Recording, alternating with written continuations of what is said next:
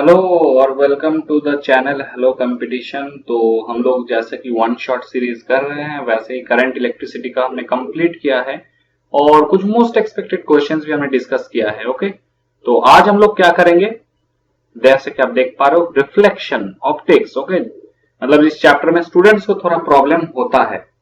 Okay, मुझे भी हुआ था, कोई बात नहीं, चलो अभी नहीं होता है।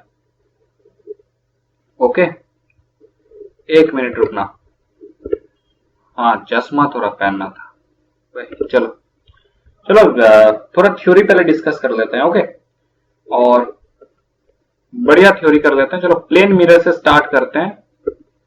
अभी क्या होता है, ये प्लेन मिरर है आपका, तो सिल्वरिंग भी होता है प्लेन मिरर में, आपको पता होता है।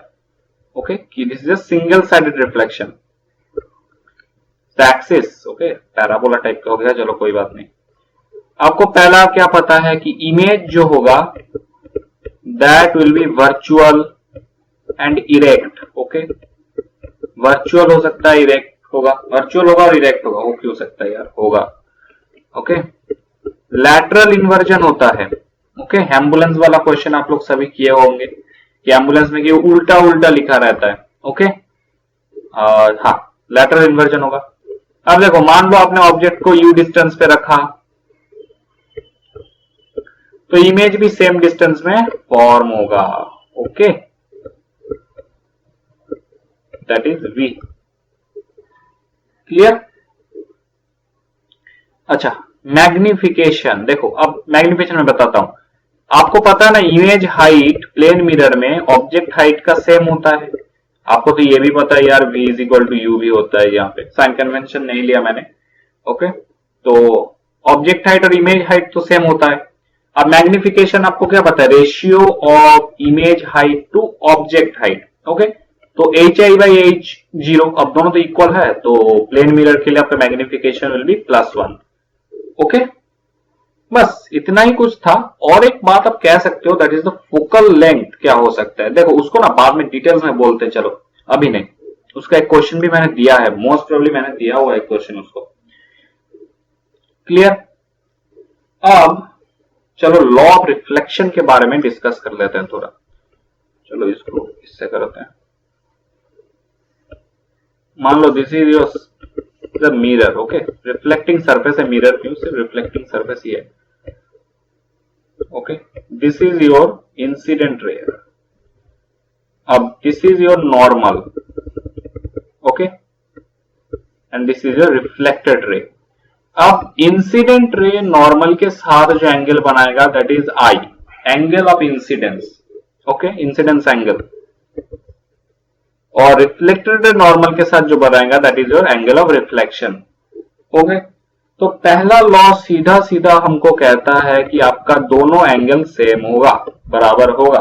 ओके, तो I is equal to R।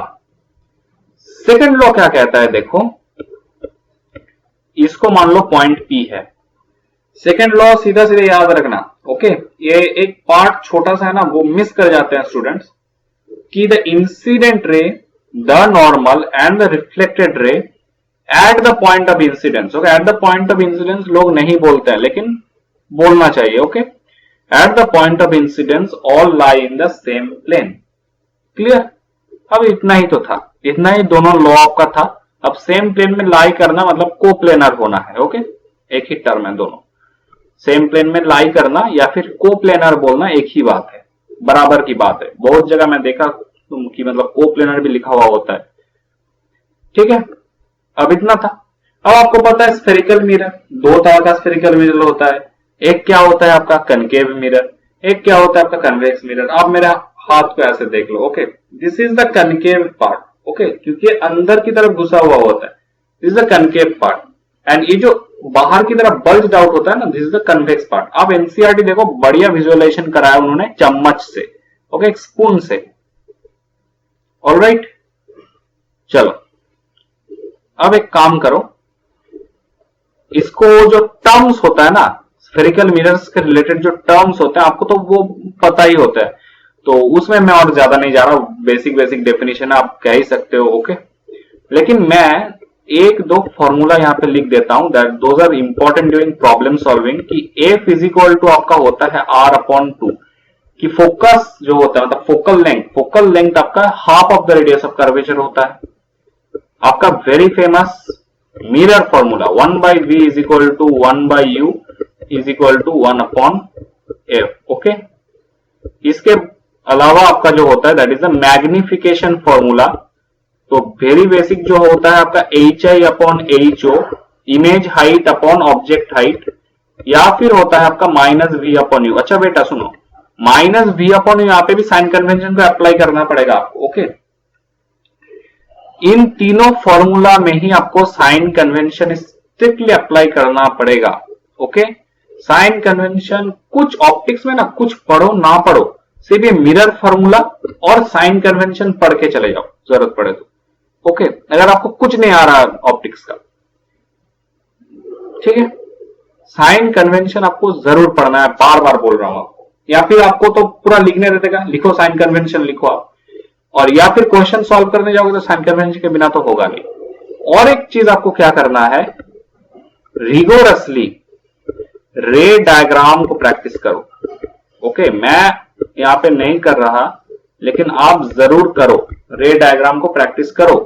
या फिर तो आपको डायरेक्ट पूछ देगा कि इसको ट्रेस करो, इसको रे डायग्राम बनाओ इसका, या फिर ऐसा क्वेश्चन आपसे पूछेगा जिसमें आपको रे डायग्राम का हेल्प लेना पड़ेगा। ओके, ऑप्टिक्स एक ऐसा चैप्टर है ना जहां पे आपको डायग्राम बनाना आना चाहिए बढ़िया से। ओके, क्लीनली बनाना आना चाहिए, नहीं तो आपसे नई प्रॉब्लम सॉल्व होगा। ठीक है, जैसे कि चलो ना आप क्वेश्चन करेंगे, पहला क्वेश्चन ही देखते हैं। चलो डायग्राम वाला ही है जितना मुझे याद आ रहा है। ओके, चलो देखो ये वाला question. An object is placed 20 centimetre in front of a plane mirror. The mirror is moved 2 centimetre towards the object. The distance between the positions of original finalist. देखो सीधा सीधा ना फॉर्मूला मत अप्लाई करने बैठ जाना, यहाँ पे चिंता करो। ओके, सोचो। चलो मैं इसको डायग्राम बनाता हूं, ब्लैक से बना देता हूं पहले। This is my mirror. Okay, और ये वाला एक्सिस है आपका। तो पहले आपने इमेज को यहाँ पे, सॉरी ऑब्जेक्ट को यहाँ पे रखा, तो इमेज आपका, अरे यार ये क्या हो गया, तो आपका ऑब्जेक्ट सॉरी इमेज इतना बना। ओके, तो पहले तो आपने ऑब्जेक्ट को 20 सेंटीमीटर पे रखा था। ओके, ठीक ठीक से आप तो और भी बढ़िया से बना सकते हो मेरे से भी। Diagram is very important here. Okay, ये भी 20 है। ओके, अब आपको बताया गया कि आपने मिरर को 2 सेंटीमीटर ऑब्जेक्ट के पास लाया आपने। चलो कोई बात नहीं, अब मैं ये डॉटेड लाइन से बना रहा हूं mirror. Okay, this is my mirror. आपने 2 सेंटीमीटर लाया ना, ये वाला जो आपका डिस्टेंस है दिस इज 2, तो यहां से यहां तक का जो डिस्टेंस हो गया दैट इज 18। Okay, clear. अब सोचो, अभी object new position of image के respect, new position of mirror के रेस्पेक्ट में 18 सेंटीमीटर दूरी में है, तो आपका एक नया इमेज बनेगा दैट विल बी, चलो यहां पे बना देते हैं 18 centimetre, that will be at 18 centimetre. Okay, मतलब यहां से आपका 18 सेंटीमीटर है। क्लियर। अब आपसे पूछा है कि आप ओरिजिनल और फाइनल इमेज के बीच का डिस्टेंस बताओ as seen in the mirror. अभी मिरर आपका इस पोजीशन में है, यहां से मत कर देना, यहां पे था, अभी यहां पे है, इसके रेस्पेक्ट में बताओ। अभी चलो डेल एक्स मान लेते हैं। ओके, डेल एक्स मान लो, है ना। अब आप मुझे सीधा सीधा बताओ कि आपको क्या लग रहा है, आंसर क्या आएगा, कितना होगा। क्या आप फील कर पा रहे हो कि the answer should be 4 centimetre. हाँ, फील कर पा रहे हो। देखो ना, यहां से, अरे पेन कहां गया, यहां से यहां तक का डिस्टेंस है 18 आपका, है ना। और यहां से यहां तक का कितना डिस्टेंस है, जो पहले इमेज बना था, ओरिजिनल जो इमेज था, क्या 22 सेंटीमीटर नहीं है? क्योंकि इतना डिस्टेंस तो 2 है और यहां से यहां तक का तो 20 है, तो 22। अभी 22 माइनस 18 मैंने डायरेक्ट लिखा ना आपको 4 सेंटीमीटर। ओके, तो आप खुद आप समझ लो कि डायग्राम क्यों इतने इंपॉर्टेंट है। ओके, अब इस क्वेश्चन को आप डायग्राम के बिना भी सॉल्व हो सकता कर सकते थे, लेकिन I think diagram would have been much wiser option. Alright, तो चलो अब इसको मिटा देते हैं क्योंकि नेक्स्ट क्वेश्चन पे चलते हैं। हाँ, अब नेक्स्ट क्वेश्चन देखो, ये भी सीधा सीधा क्वेश्चन है एकदम। The focal length of a small concave mirror is 2.5 centimetre. In order to use this concave mirror dentist mirror. अभी डेंटिस्ट मिरर को यूज करना है ना, तो कनकेव मिरर कहा गया है आपको। The distance of tooth from the mirror should be. अब मेरे को बताओ डेंटिस्ट क्या चाहेगा कि टूथ का एक मैग्निफाइड इमेज जनरेटेड हो ताकि वो टूथ को और क्लियरली देख सके। अब कनकेव मिरर में क्या आप मेरी बात मानते हो कि अगर मान लो this is a concave mirror and this is my axis, ये वाला मेरा पोल हो गया, ये वाला मेरा फोकस है और ये वाला सेंटर ऑफ कर्वेचर है, तो अगर मैं इन दोनों के बीच में ऑब्जेक्ट को रखूं तो फिर मेरा एनलार्ज्ड इमेज आ जाएगा, मैग्निफाइड इमेज आ जाएगा। ओके, चलो ये रे डायग्राम ना बनाना, अब ये तो आता होगा बनाना, concave mirror between pole and focus object रखे हो। ओके, चलो ये बनाना, तो ये वाला आंसर क्या आ जाएगा? देखो 2.5 सेंटीमीटर फोकल लेंथ कहा है, तो ये तो होगा नहीं ना, यही होगा, 2.5 से तो कम ही होगा अगर पोल और फोकस के बीच में रखना है आपको। ओके, आसान क्वेश्चन था, लेकिन बार बार मैं कह रहा हूं रे डायग्राम भी प्रैक्टिस करके रखो। ओके, अब देखो साइन, अब देखो बोलते ना बोलते साइन कन्वेंशन भी आ गया। ओके, लेकिन ये तो एकदम चिल्ली क्वेश्चन है। According to new Cartesian sign convention focal length of concave, अच्छा कनकेव कन्वेक्स का फोकल लेंथ पूछा है, बढ़िया क्वेश्चन है यार, कह दो क्या होगा?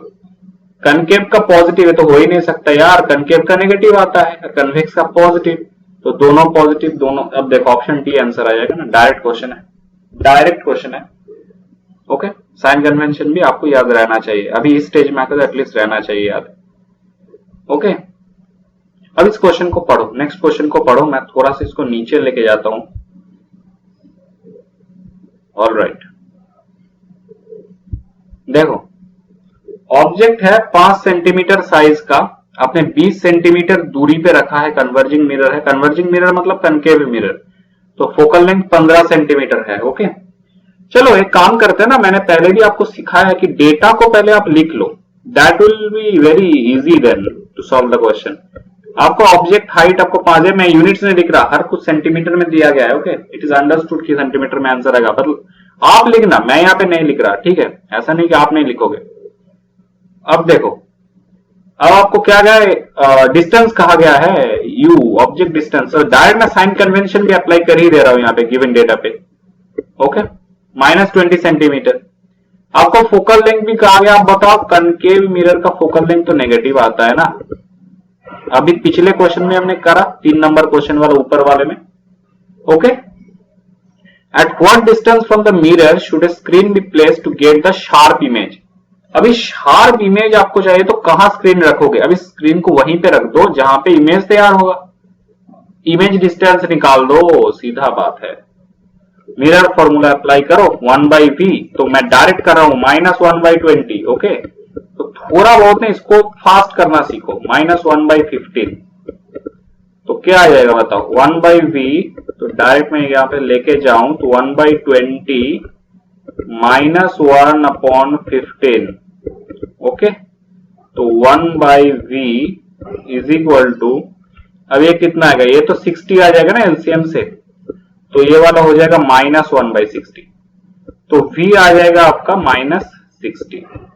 अभी यहां पे एक चीज ना आप लिख देना, जब आप -60 लिख रहे हो तब नीचे एक लाइन और ऐड करना कि the negative sign indicates that the image formed is on the same side as that of the object. Okay, थोड़ा सा लिख देना, क्योंकि देखो v मतलब क्या होता है? डिस्टेंस। अभी डिस्टेंस कैसे नेगेटिव आ सकता है वाला, तो नेगेटिव साइन का तो कुछ इंडिकेशन होगा। ओके, चलो, तो आपका आ गया v 60 सेंटीमीटर आ गया। अब साइज भी पूछ लिया है आपको, तो कोई बात नहीं, आपको सबको पता होता है minus v by u is equal to h i upon H0, H0 मतलब H ऑब्जेक्ट। ओके, अभी देखो माइनस साइन कन्वेंशन भी अप्लाई करो, माइनस 60 अपॉन यू कितना आएगा आपका -20, यस -20, तो image height h i upon H0। Okay, H0 आपको कितना दिया है, 5 दिया गया है। तो चलो ये करते हैं, तो नेगेटिव ही आएगा आपका, मतलब इन्वर्टेड इमेज तैयार होगा। तो क्या आपका आंसर 15 सेंटीमीटर आ रहा है? माइनस साइन में नहीं लिख रहा, माइनस साइन आप लिख दोगे कि indicates the inverted image is formed. Okay, clear है क्वेश्चन? आंसर भी आ गया। चलो अब नेक्स्ट क्वेश्चन पे। This is actually a particularly interesting question. हाँ, ये वाला डायग्राम देखो, कर्व्ड डिश है, एंटेना है। ओके, तो diagram shows a dish antenna which is used to receive television signal from a satellite. तो पर्पस ऑफ द डिश क्या है? अरे भाई, डिश का पर्पस ये है कि to collect the signals. Okay, television जो सिग्नल आ रहा है ना, is a form of radiation. तो रेडिएशन मैं पढ़ाऊंगा आपको, क्लास 12 में पढ़ाऊंगा कम्युनिकेशन सिस्टम में क्या होता है एक्चुअली एंटेना वाला सर्किट। ओके, तो purpose of the dish is to collect the TV signal radiation. ठीक है, कनकेव होना चाहिए, सेकंड वाला कनकेव होना चाहिए, कन्वेक्स नहीं होगा। Okay, where should the antenna be position to receive the strongest possible signal. देखो, रेडिएशन जब आके गिरेगा इस सरफेस पे, तब क्या होगा, रिफ्लेक्शन होगा, and law of reflection follow करेगा जैसे स्फेरिकल मिरर में होता है। तो मैक्सिमम, देखो मैक्सिमम ऑफ रे कहां से गुजरता है, फोकस से गुजरता है ना रिफ्लेक्शन के बाद। तो आप क्या करोगे, एंटेना को फोकस पे रख दो, तभी आपको स्ट्रॉन्गेस्ट पॉसिबल सिग्नल मिलेगा। Okay, this is actually particularly interesting question, क्योंकि कंसेप्ट आपका पूछ रहा है यहाँ पे। ठीक है, डायरेक्ट नहीं पूछ रहा है, इनडायरेक्टली पूछ रहा है। अब कहता है explain what would you expect in the signal large dish was used. अगर लार्ज डिश आपने यूज किया तो एपर्चर आपने बढ़ा दिया, तो और भी ज्यादा सिग्नल आके गिरेगा, बस इतना ही है, आप और भी ज्यादा सिग्नल कलेक्ट कर पाओगे। ओके, आसान क्वेश्चन है। चलो, एक क्वेश्चन आता था, मुझे याद है सीबीएसई में, कि देखो ऐसे पूछता था, मैं थोड़ा सा डिस्कस मैं कोशिश करूंगा नेक्स्ट बार में उस क्वेश्चन को लाने के लिए। ये वाला आपका एक लेंस है, आपने एक ऑब्जेक्ट रखा, तो मान लो आपका इमेज ऐसा तैयार हुआ। ओके, क्या कहता था कि आपने हाफ पार्ट को ऐसे ब्लैक कलर से कवर कर दिया, फिर ब्लैक स्ट्रिप से कवर कर दिया, मतलब यहां से कोई इमेज नहीं जा, यहां से कोई ऑब्जेक्ट मतलब लाइट नहीं गुजरेगा। ओके, जो होगा यहां से होगा। तो कहता था इमेज पे क्या इफेक्ट आएगा। देखो, आपने जस्ट क्या करा, एक्चुअल क्वेश्चन सोचो, आपने एपर्चर घटा दिया। ओके, आपने इफेक्टिव साइज आप उसका घटा दिया, तो फिर क्या होगा, पहले जितना लाइट रे जा रहा था अब कम जाएगा, जाएगा तो जरूर, अब कम जाएगा। तो actually what will happen, intensity decreases. Okay, intensity decrease करता है, क्योंकि number of photons crossing per unit area घट जा रहा है यहाँ पे। ओके, ये भी मैं आपको पढ़ाऊंगा मॉडर्न फिजिक्स में, number of photons per unit area घट जा रहा है। तो हो क्या रहा है, इंटेंसिटी आपने घटा दिया, यहाँ पे ब्लैक स्ट्रिप्स आपने कवर किया, मतलब इंटेंसिटी आपने घटा दिया।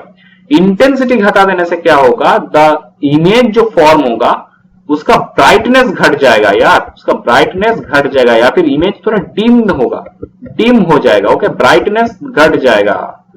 क्लियर, उसका हाइट पे, उसके मतलब फॉर्मेशन, मतलब जहां पे इमेज कितने दूर तैयार हो रहा है वहां पे कोई इफेक्ट नहीं आएगा, सिर्फ ब्राइटनेस पे इफेक्ट आएगा, ब्राइटनेस घट जाएगा। बिकॉज क्यों, क्योंकि नंबर ऑफ फोटोन यहाँ पे क्रॉस कर रहा है पर यूनिट एरिया, वो घट जा रहा है। इसका मतलब इंटेंसिटी ऑफ लाइट जो जा रहा है वो घट जा रहा है यहां से। ओके, अब ये क्वेश्चन सीबीएसई पूछा है, मुझे याद नहीं दिल्ली में पूछा, हो सकता है फॉरेन में या फिर ऑल इंडिया में, अभी मैं याद नहीं मेरे को सिर्फ। ओके, तो मैं कोशिश करूंगा नेक्स्ट लेक्चर में ये क्वेश्चन लाने के लिए, एक क्वेश्चन में घुसा दूंगा अंदर रिफ्रैक्शन के अंदर, रिफ्लेक्शन वाला। वैसे तो लेंस वाला पार्ट है, तो नेक्स्ट पार्ट में हम लेंस डिस्कस करेंगे ही। ओके, लेकिन ये क्वेश्चन आया था, मुझे याद है। ओके, क्योंकि मैंने भी एक समय करा था ये वाला क्वेश्चन। अभी चलो नेक्स्ट क्वेश्चन करते हैं, इसको पहले मिटा देते हैं। चलो, अब देखो, मैंने आपको कहा था थ्योरी डिस्कस करते समय कि मैंने एक क्वेश्चन आपको दिया है, focal length of the plane mirror मैंने आपको दिया है। देखो एक चीज ना मैं आपको कहूं कि आप लोग ना मिरर फॉर्मूला से रट लेते हो, अप्लाई नहीं कर पा रहे हो। क्या होता है, आप लोग ना प्लेन मिरर के कैरेक्टरिस्टिक्स को भी रट लेते हो। अरे भाई प्लेन मिरर एक्चुअली है क्या, वो भी तो एक मिरर ही है। एक चीज बड़ी ध्यान से सुनो, ये आप बाद में जाके मैथमेटिक्स में करोगे, ये सिर्फ जान के रखो। एक कर्व्ड सरफेस है, ओके, कर्व्ड सरफेस। इस कर्व्ड सरफेस के ये तो रेडियस है आपका, ये भी आपका रेडियस है। If r tends to infinity, okay, r आपने इतना बढ़ा दिया, मतलब इंफिनिटी तक जा रहा है आपका r, okay, then this curved surface, मान लो this is sphere, okay, sphere, तो स्फीयर आपका किसके तरह एक्ट करेगा, एक फ्लैट सरफेस की तरह। अब आप रिलेट क्या कर पा रहे हो कि प्लेन मिरर कुछ नहीं है भाई, स्फेरिकल मिरर ही है, जैसे उसका रेडियस ऑफ कर्वेचर इंफिनिटी तक जा रहा है। This is only plane mirror, okay. ये बाद में मैं आपको मैथमेटिकली प्रूफ कर दूंगा, ये प्रूफ करा जा सकता है, ओके। क्या आप इसको रिलेट कर पा रहे हो कि focal length of the plane mirror फिर आपका क्या आ जाएगा कि प्लेन मिरर का आपका रेडियस ऑफ कर्वेचर इंफिनिटी, तो फोकल लेंथ आपको पता है r/2 मतलब इंफिनिटी/2, तो ये वही समथिंग इंफिनिटी आ जाएगा। फोकल लेंथ का, प्लेन मिरर का फोकल लेंथ आपका इंफिनिटी आ जाएगा। क्लियर?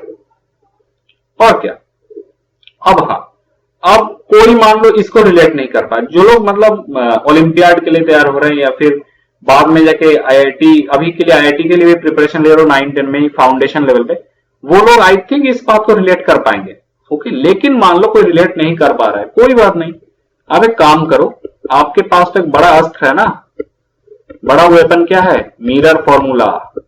मिरर फॉर्मूला आपको क्या कहता है, 1/v + 1/u = 1/f। आपको पता है कि v और u सेम होता है, साइन कन्वेंशन के साथ अप्लाई करना है तो गलत हो जाएगा, सीधा सीधा गलत हो जाएगा।